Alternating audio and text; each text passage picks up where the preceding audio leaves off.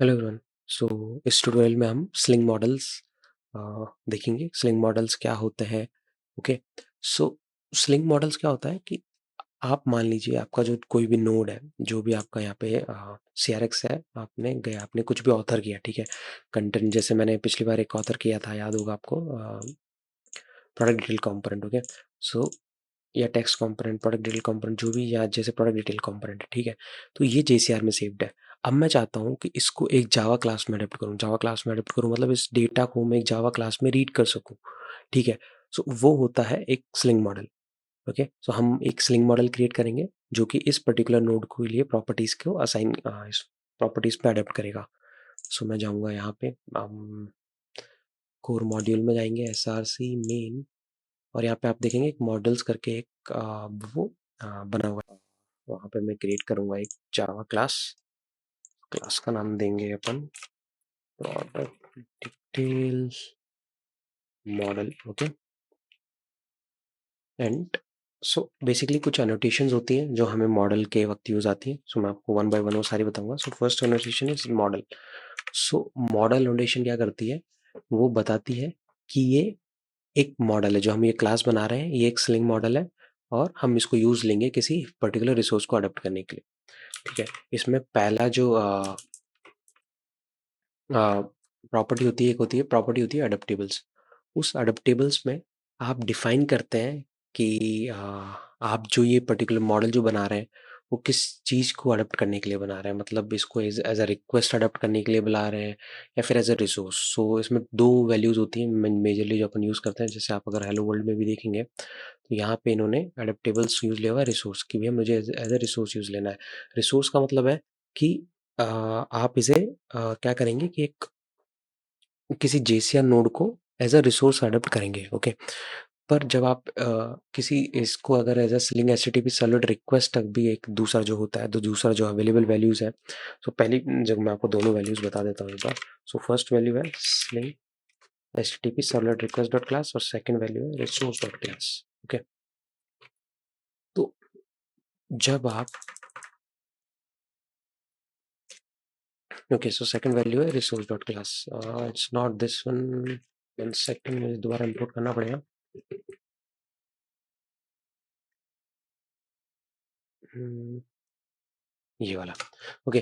तो दूसरी वैल्यू होती है रिसोर्स डॉट क्लास। सो मान लीजिए आपको, ओके, ये भी गलत इंपोर्ट कर लिया मैंने, sling HTTP servlet request dot class, या ये वाला। सो इन दोनों में क्या होता है कि मान लीजिए अगर आप किसी मॉडल को sling HTTP servlet request dot class में अगर आप अडेप्ट करते हैं, तो आप क्या कर सकते हैं, जब आप कॉल कर रहे हैं इस मॉडल में अडेप्ट कर रहे हैं, तो आप कुछ पैरामीटर्स पास कर सकते हैं।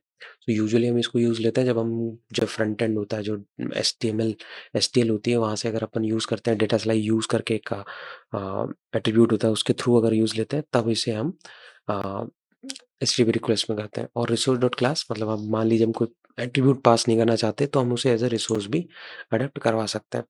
फिलहाल के मैं यूज़ लूँगा sling HTTP servlet request class. आप चाहें तो दोनों, मगर मान लीजिए हम इसको दोनों तरीके से कॉल करना चाहते हैं, तो हम यहाँ पे दोनों भी डिफाइन कर सकते हैं as an array. Okay. Second, यहाँ पे इसकी एक जो प्रॉपर्टी होती है वो होती है डिफ़ॉल्ट इंजेक्शन स्ट्रैटेजी। मान लीजिए आप जो प्रॉपर्टीज इंजेक्ट करेंगे इसमें, मतलब जो प्रॉपर्टीज आप क्या कर सकते हैं, JCR प्रॉपर्टीज जो होती है, नोड प्रॉपर्टीज, उनको यहाँ पे इंजेक्ट कर सकते हैं। तो वो क्या मैंडेटरी होंगी, रिक्वायर्ड है या ऑप्शनल है, वो यहाँ पे आप डिफाइन कर सकते हैं। मैं यहाँ पे यूज लूंगा ऑप्शनल। ओके। ठीक है। अब मान लीजिए मैं अपनी जो प्रॉपर्टीज हैं उनको अडप्ट करा रहा हूँ, मतलब मैं उनको लेना चाहता हूँ। तो मेरी प्रॉपर्टीज यहाँ पे मैंने क्या क्या डिफाइन करी थी? फर्स्ट प्रॉपर्टी थी मेरी प्रोडक्ट टाइटल, सेकंड थी प्रोडक्ट डिस्क्रिप्शन। तो मैं वो यहाँ पे दोनों डिफाइन करूंगा, ठीक है। तो मैंने यहाँ डिफाइन किया प्राइवेट स्ट्रिंग प्रोडक्ट टाइटल, और सेकंड थी private string product description. I think we are right, right. ठीक है। पर इनको अब हमें कुछ बताना होगा ना कि हम किया, ये प्रॉपर्टीज कहाँ से आएंगी। तो उसके लिए जो एनोटेशन है वो है @value map value. Value map value का मतलब कि ये कहाँ से आएंगी, ये आपकी JCR नोड की प्रॉपर्टीज से आएंगी, ठीक है। Value map value. Okay. So that's all. बस इतना ही हमें एक मॉडल के लिए डिफाइन करना होता है। जब आप एक बेसिक मॉडल बना रहे होते हैं जो सिंपली कुछ नहीं कर रहा है, बस जो प्रॉपर्टीज़ है उन्हें ले रहा है और उन्हें सेंड करेगा, ठीक। अब मान लीजिए मुझे इसे यूटिलाइज़ करना है मेरे मैं इसको फॉर्मेट कर लेता हूँ।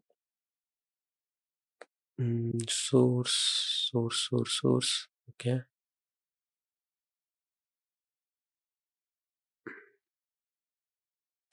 ठीक है, कोई नहीं। रीफॉर्मेट कोड, ठीक है। सो मैंने इसको फॉर्मेट किया और अब हमें इसे यूज़ लेते हैं। तो पहले हमें क्या करना होगा, इसे डिप्लॉय करना होगा। मैंने इसे डिप्लॉय किया, ठीक है। तो अब कैसे एक स्लिंग मॉडल को आप कॉल करते हैं कंपोनेंट के अंदर, तो वो हम देखते हैं। मैं गया प्रोडक्ट डिटेल डॉट एचटीएमएल में, ठीक है। एक बार के लिए मैं क्या करता हूँ, क्लाइंट लिब्स वाली कॉल हटा देता हूँ ताकि कुछ दिक्कत ना हो। और मैं यहाँ पे क्या करूँगा, यूज़ लूँगा स्लाइड टैग को, okay. Slide,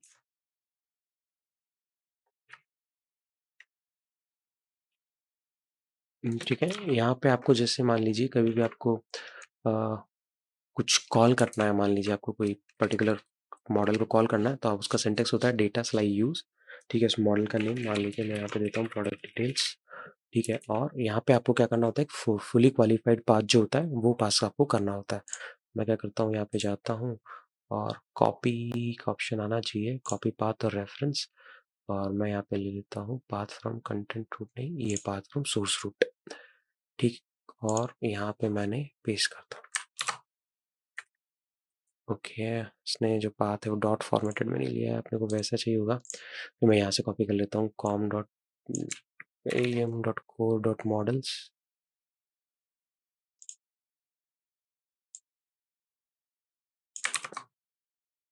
dot core dot models and यहाँ पे प्रोडक्ट डिटेल मॉडल,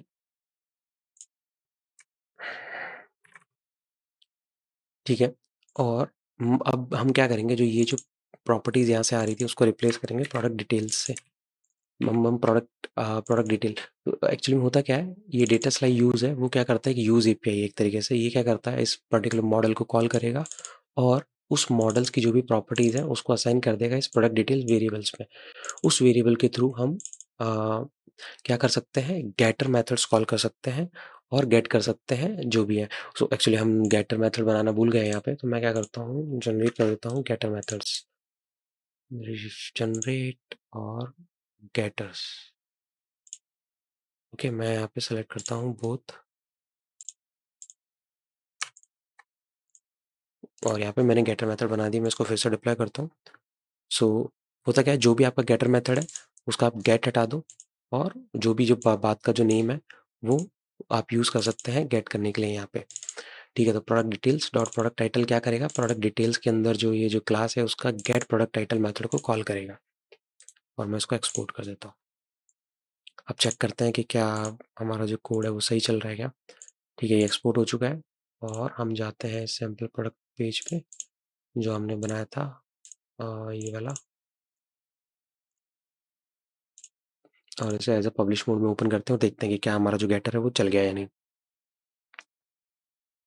जो स्लिंग मॉडल हमने बनाया था, ठीक है। आप देख सकते हैं यहाँ पे ई एम और E M as C M S बहुत यहाँ पे आ रहे हैं। मैं एक काम करता हूँ, जो क्लाइंट लिब्स थी उससे रिमूव कर देता हूँ ताकि आपको सही दिखे। कंटेंट के सी एस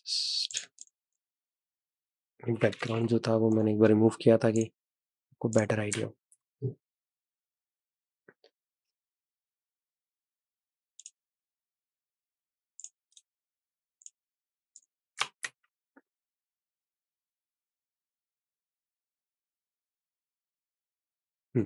तो आप देख सकते हैं जो हमारी प्रॉपर्टीज़ है वो यहाँ से स्लिंग मॉडल से आ रही हैं। अगर मैं यहाँ पे कुछ चेंज करता हूँ तो वो यहाँ पे रिफ्लेक्ट होगा। अब जो ये प्रॉपर्टीज़ है वो स्लिंग मॉडल से आ रही हैं एक्चुअली, ठीक है। और स्लिंग मॉडल्स में कुछ और एनोटेशंस होती हैं जो आप डिफाइन कर सकते हैं। मान लीजिए जैसे यहाँ पे हमने एक और यहाँ पे एक कंपोनेंट ड्रॉप किया, प्रोडक्ट डिटेल, ठीक। अब यहाँ पे आप जब देखेंगे तो क्योंकि हम प्रोडक्ट डिटेल में हमने कुछ ऑथर नहीं किया है तो कुछ यहाँ पे कंटेंट आएगा नहीं, पर हम चाहते हैं कुछ डिफ़ॉल्ट वैल्यूज़ हों जो स्लिंग मॉडल के थ्रू आए, तो वो हम यहाँ पे डिफाइन कर सकते हैं। इसमें यहाँ पे वैल्यू डिफाइन किया है, इसमें मैं डिफाइन करता हूँ डिफ़ॉल्ट, और यहाँ पे मैं देता हूँ am,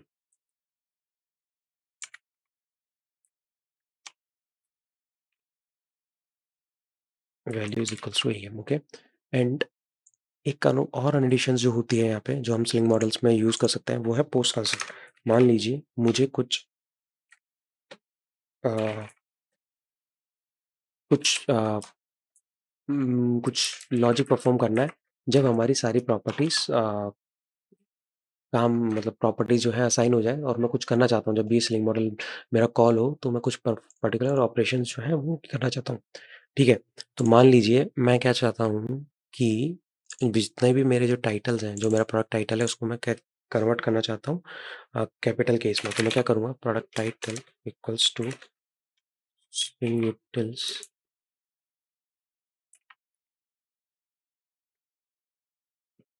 dot upper case and मैंने पास किया प्रोडक्ट टाइटल। ठीक है, तो ये क्या करेगा, प्रोडक्ट टाइटल को अपर केस में कन्वर्ट करेगा और उसे फिर से प्रोडक्ट टाइटल में हम यहाँ पे कुछ और भी जो टास्क होते हैं, वो ऑपरेशन होते हैं, वो परफॉर्म कर सकते हैं। लाइक थर्ड एपीआई कॉल करना है, कुछ सर्विस एपीआई कॉल करनी है, कुछ आपको एक्सटर्नल एपीआई से कुछ डेटा लाना है, तो वो सब यहाँ पे परफॉर्म हो सकता है। पर बाय डिफॉल्ट अभी मैं क्या दिखा रहा हूँ आपको, कुछ और अनोटेशंस बहुत होती हैं यहाँ पे। मैं आपको हर एक अनोटेशंस कवर नहीं कर सकता हूँ, वो अपन जैसे जैसे आगे बढ़ेंगे वो कवर हो जाएंगी। ठीक है, पर अभी हम देखते हैं कि कैसे आप इन डिफ़ॉल्ट वैल्यू प्रोवाइड कर सकते हैं, कैसे आप पोस्ट कंस्ट्रक्टर मेथड को यूज़ ले सकते हो। तो मैंने यहाँ बंडल या चला दिया है और यहाँ पे मैं रिफ्रेश करता हूँ। तो कभी-कभी क्या होता है कि थोड़ा टाइम लेता है, जैसे आप बंडल कभी डिप्लॉय करते हैं तो आपके सारे बंडल्स क्या होता है, रिफ्रेश हो होते हैं, डिपेंडेंसीज रिजॉल्व होती है, तो एक टाइम थोड़ा-सा आपको लगता है। तो मैंने यहाँ रिफ्रेश किया, या जैसे ही मैंने रिफ्रेश किया आप देखेंगे यहाँ पे ओके, शायद जो मेरा बंडल है वो डिप्लॉय हो गया, पर मेरा जो कंपोनेंट है आई थिंक प्रोडक्ट डिटेल जो एचटीएमएल था ये नहीं चल रहा है।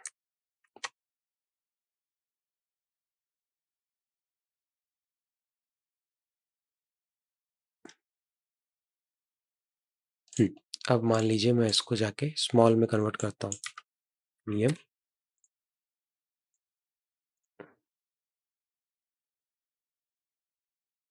ओके, माय थिंग मैंने सेव नहीं किया है शायद, इस वजह से कुछ इशू हो। Let's check again.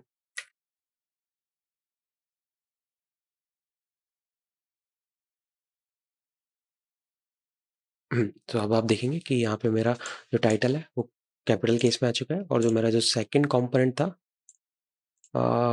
जो सेकंड कंपोनेंट था उसमें मैंने कुछ ऑथर नहीं किया है, पर उसमें जैसे मैंने डिफ़ॉल्ट वैल्यू एईएम प्रोवाइड की थी तो वो एईएम वैल्यू आ रही है। तो कभी-कभी क्या होता है जब आप ये एक्सटेंशन यूज़ ले रहे होते हैं तो आपको फाइल सेव करना नीड है, नहीं तो एक्सपोर्ट नहीं होती है। तो अभी मेरे केस में ये हुआ था, अभी मैंने फाइल सेव नहीं किया था तो मेरे जो चेंजेस थे वो रिफ्लेक्ट नहीं कर रहे थे। दूसरा चीज़, आप एईएम में इसको डीबग मोड में भी आप ओपन कर सकते हैं, आप चेंज करने के लिए, तो वो हम बाद में देखेंगे कैसे आप एईएम को डीबग मोड में ओपन कर सकते हैं। पर फिलहाल के लिए यस। सो ये आपका एक आपने एक बेसिक इस ट्यूटोरियल में आपने देखा है, आप बेसिक आप एक स्लिंग मॉडल कैसे बना सकते हैं, आप कैसे कुछ और ऑपरेशंस परफॉर्म कर सकते हैं। बाकी बहुत से एनोटेशंस हैं जो आप यूज़ कर सकते हैं थ्रूआउट, लाइक इंजेक्ट और वाया, और सो वो भी आपको यूज़ करना मैं आपको बताऊँगा लेटर इन द कोर्स। या thank you for watching this tutorial. आपको कोई भी इश्यू हो, कुछ भी हो, आप कमेंट कर सकते हैं। ओके।